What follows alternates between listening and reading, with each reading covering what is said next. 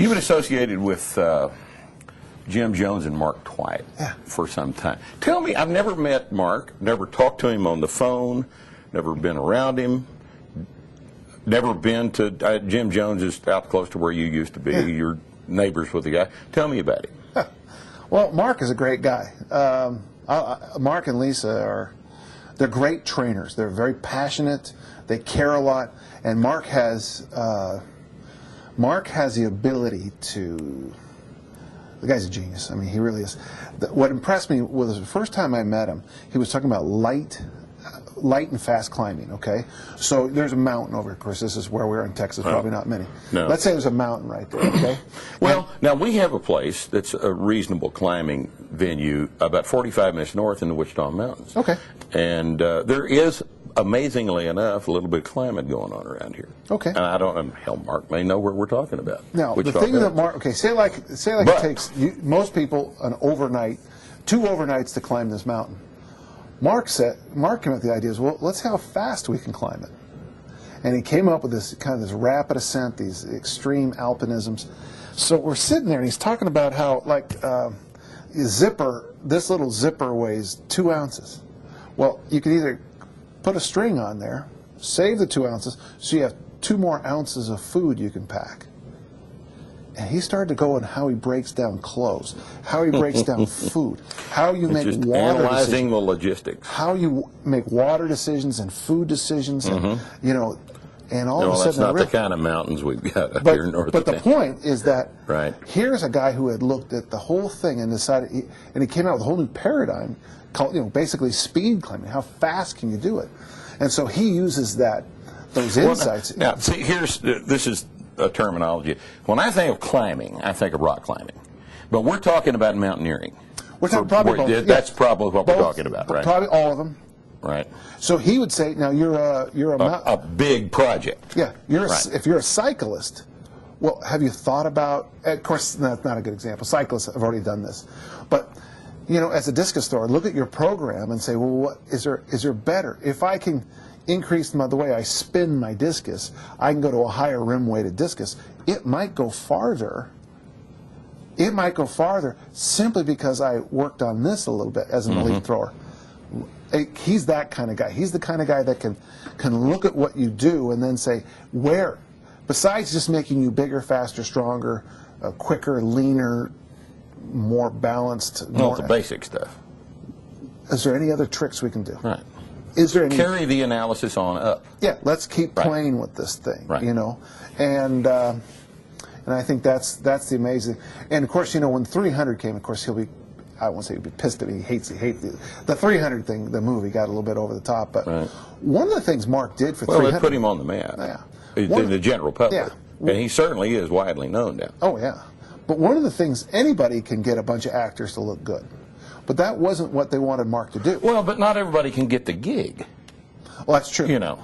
But what Mark did is he tried to make that group, that core, that basically is every actor in the movie. Right. They were all to there. Be a team, to work. So he almost dealt with them almost like an elite fighting force would do, where they would test each other.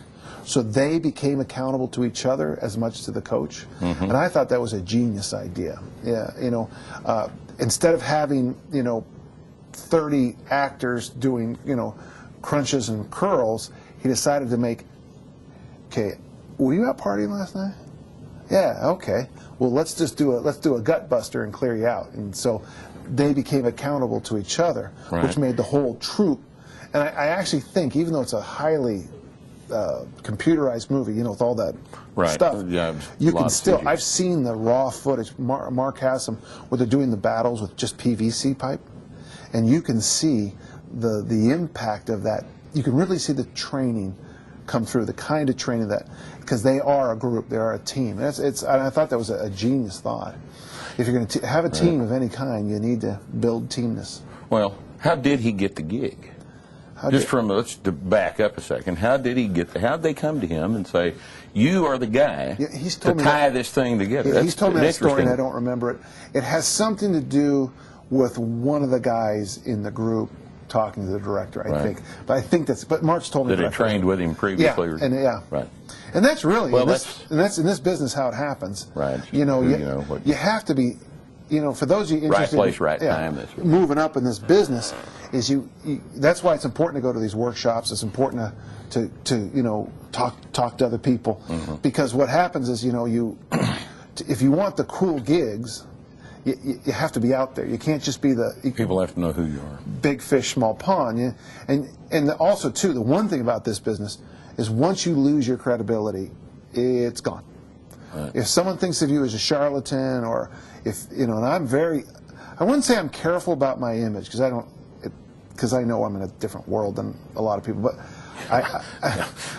obviously I'm real image conscious myself. But once you say, if you sell the sniff test, if I do something I think when I tell you I think kettlebells are good and I show you how to do them, people will go, okay, I don't like kettlebells, but Dan's not selling out. The kettlebells are good. Right. I don't sell kettlebells to you. I haven't. If I say I think fish oil is good, I don't have fish oil on my site to sell to. Right. I think fish oil capsules are a wonderful supplement. I think taking like probiotics like acidophilus are a great thing for most people. I think you should drink a lot of water. Well, you should sleep a lot. Okay, these are not money-making ideas that I have. No. So, and I think if you're interested in moving the field, you have to be credible. You might make a lot of money in 6 months selling, hypno secrets of the greats, but once you if that comes at the cost of your credibility, you'll never. Then, especially long term, that'd be an expensive decision. Yeah, very expensive, and it's, that's why I try to stick, with myself. I really try to say, I'm willing to try anything, and if you read my book, you'll know I'm willing to try anything, stupid or good. I'll try it. I'm willing to jump in. But at the same time, I always worry a little bit about selling. If I don't want to. I'm glad. I mean, there's been opportunities for me to hook my name up on some things that have gone south, and that little, that's, I don't know. I don't like that. Just a little feeling you had. Sometimes, right. And it can be something as simple as the person said something. Okay, we can run through the whole gamut. If someone says something negative about women, someone says something about people of color, somebody says something like that, it's like, wait a second. If you're saying this to me, I know the dude, and this situation is. There have been some decisions, and women I've dated, people I've associated with that I thought were my friends, that the situation deteriorated to the point where I began to doubt my own, not necessarily sanity, but my ability. Is my judgment this bad? I have said that to myself for 20 years, off and on. How could my judgment have possibly been this bad? And all I can hope that I've done is try to learn from the situation and not make that mistake again and be a little bit more careful next time. Except that I seem to keep making same mistakes over and over. I'm just not that bright, is what it boils down to. But we all do. In the final analysis, it's my intelligence that's flawed. And that's why I find myself, I love some of these young guys coming up that really want to help.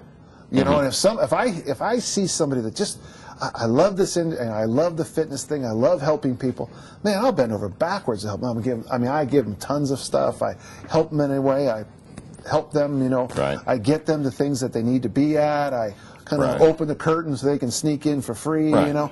I do everything I can to help them. But when someone says something else, and there's certain catchphrases, one of them is, I tell you, this is why I'm such a bad businessman. When someone tells me I can make $1 billion doing something, I say, wait, because that is outside. If I wanted to make money, certainly I would not have chosen the career. That's not why I have ever made the decisions I've made. And a lot of people want to make a bunch of money, and it just doesn't motivate me. And I've certainly got not much money to show for that. But you'll notice, but you'll pass the sniff test. Well, I've tried to do that. Yeah, you'll pass this. I've tried. When you talk at a conference, maybe I disagree with everything. You say you should bench press, and I think you should incline bench press. Okay, Either or, man. Right. One or the other. One or the other. One of the yeah, two. both be right. One of the two. I'm gonna listen to you and let you. I'm gonna listen to you. I'm gonna talk with you. I'm gonna ask questions after. I'm gonna write down what you're saying. I'm gonna take extra notes. I'm gonna on the plane ride home, I'll be like this. I'll have that. Let that stuff. Because I passed the smell test. And it's funny. It's that simple. And the smell test. I mean, I'm sure there's people watching going, I'm watching this to find out about the smell test. But you will know it. You'll know it kind of when you see it. You'll know it when you see it. Don't ignore the smell. In other words, if it, don't ignore the smell.